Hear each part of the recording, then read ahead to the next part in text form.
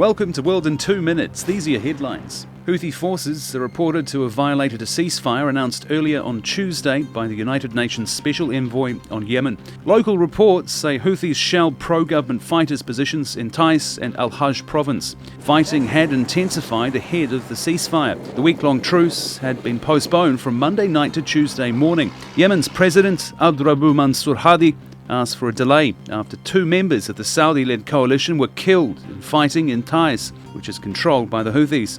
Meanwhile, delegations representing Hadi and the Houthis, who are backed by Iran, are meeting in Switzerland. The UN sponsoring the talks that aim to end the war that's killed nearly 6,000 people. It began in March when the Houthis launched an offensive to depose the Hadi government.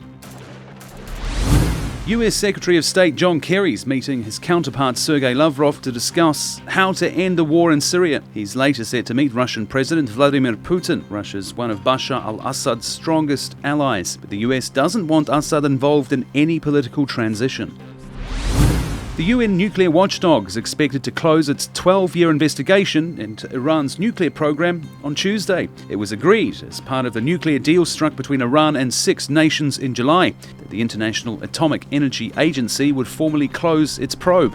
Iran agreed to curb its nuclear programs in exchange for having its sanctions lifted. The country has always insisted its nuclear activity was for peaceful purposes, but the United States and its allies have demanded proof.